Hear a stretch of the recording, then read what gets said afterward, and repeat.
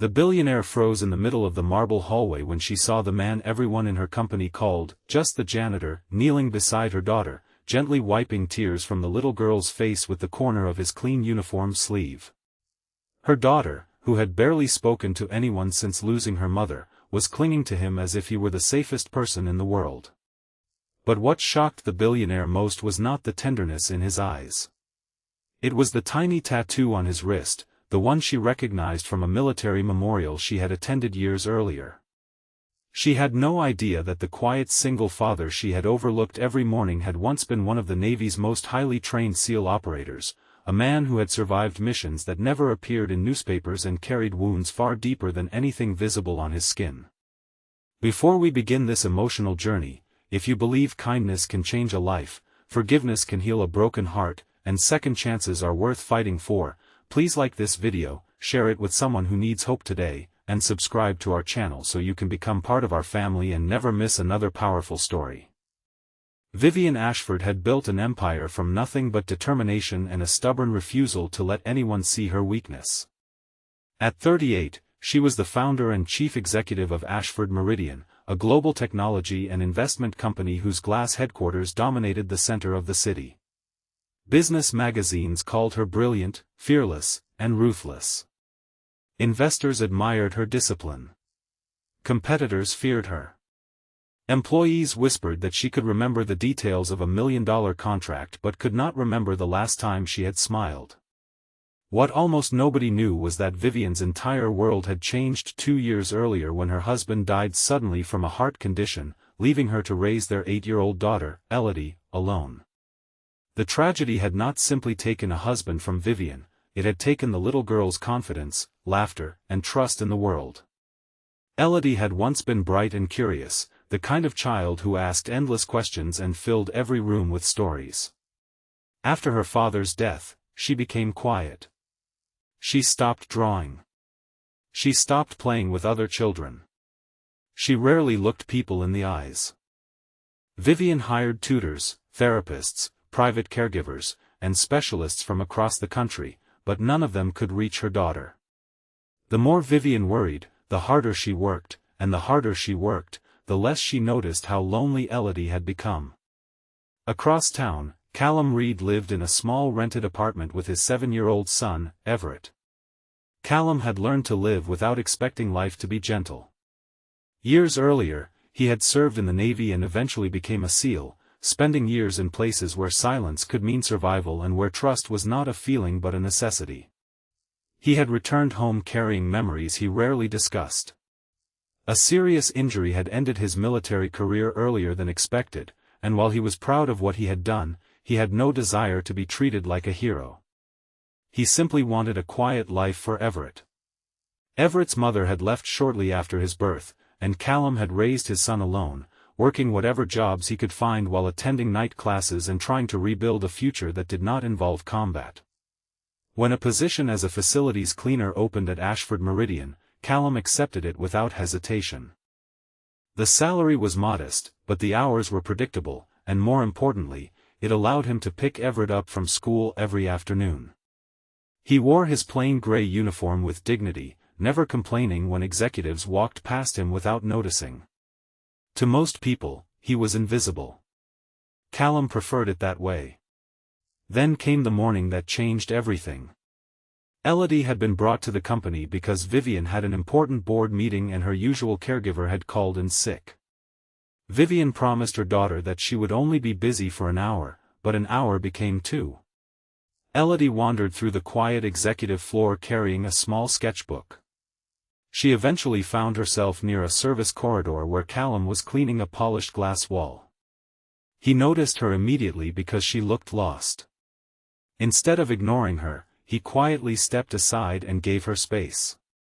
Elodie sat on a bench nearby and began drawing. Callum did not ask invasive questions or tell her to cheer up.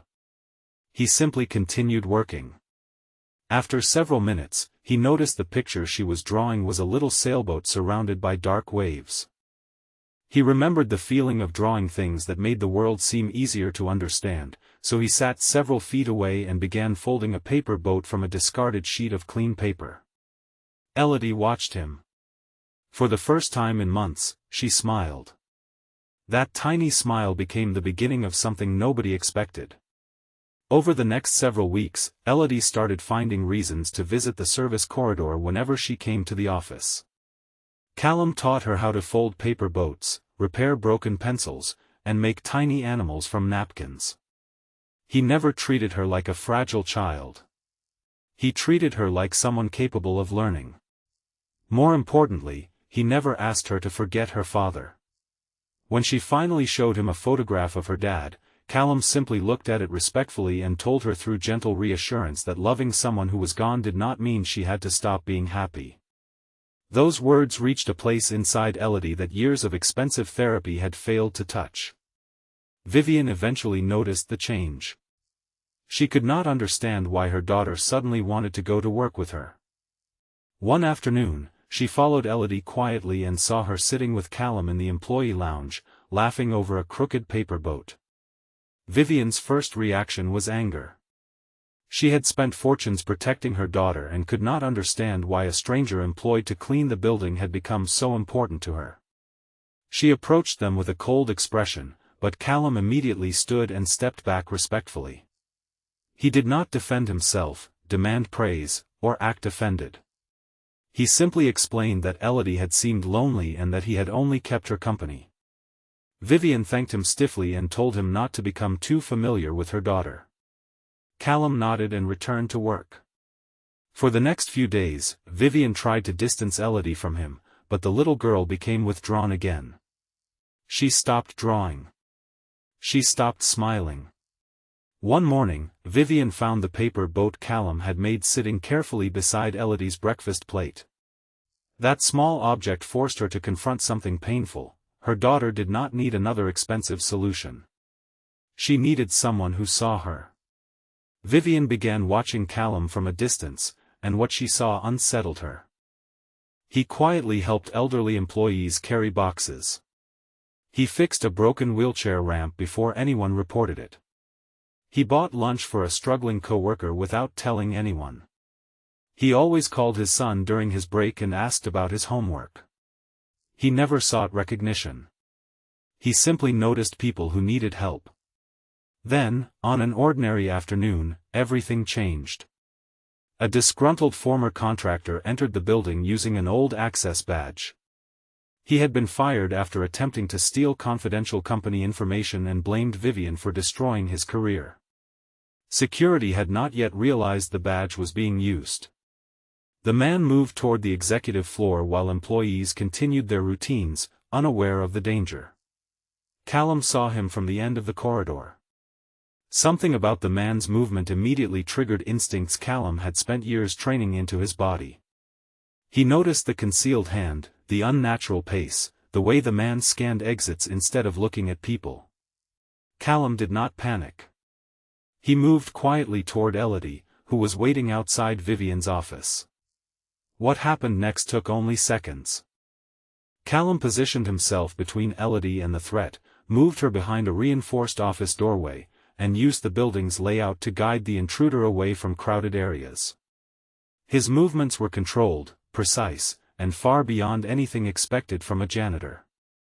When security finally arrived, the man was restrained without anyone being seriously injured. Vivian stood frozen, staring at Callum as if she had never seen him before. Later, when the police asked what he had done, Callum refused to make himself the center of attention. He simply said he had recognized a dangerous situation and protected a child. But Vivian could not stop thinking about the way he had moved. She quietly asked the head of security to investigate Callum's background, and what came back left her speechless. Callum Reed had served in the United States Navy and had been a member of an elite special operations unit. His military record contained commendations, classified assignments, and years of service that explained the instincts she had witnessed. Yet the most surprising part was not his military history. It was the reason he had left. Callum had been injured during a mission that cost the lives of two men he considered brothers. Although he survived, he carried guilt over the people he could not bring home. He had refused several opportunities to return to military work because he wanted his son to grow up knowing his father was present. He had chosen an ordinary job because, in his words, being there for Everett mattered more than having people call him extraordinary. Vivian felt ashamed. She had judged him by his uniform without ever wondering what kind of person wore it. Worse, she realized she had done something similar with her own daughter.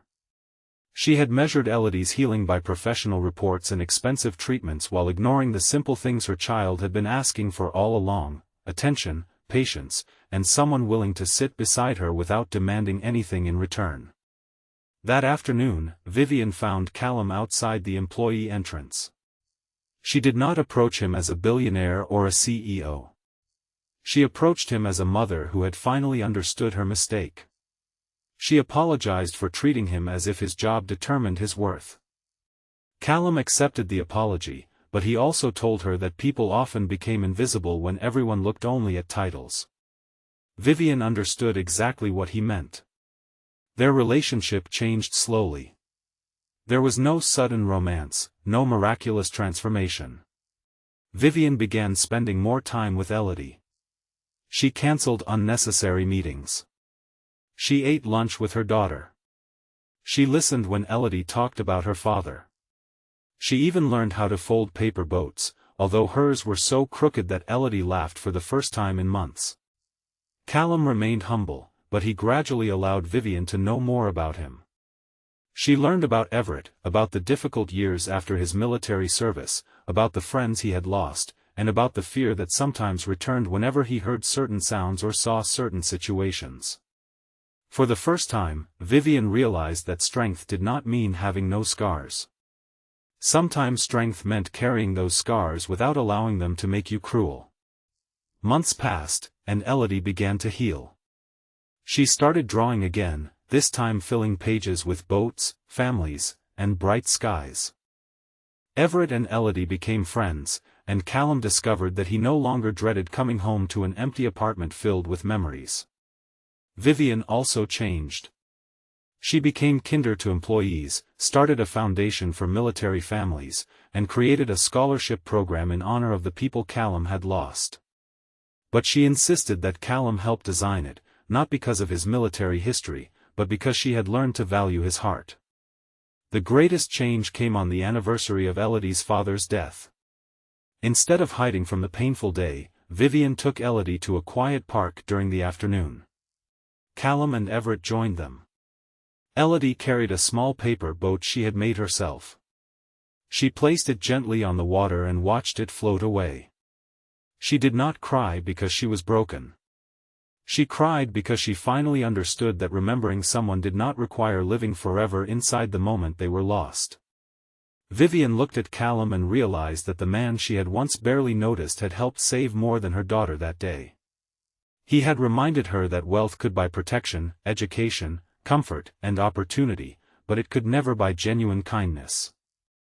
Callum had entered their lives wearing a janitor's uniform, but he had carried something far more valuable than status: compassion, courage, loyalty, and the willingness to care for someone who could give him nothing in return. Eventually, Vivian offered Callum a senior position overseeing the company's new foundation.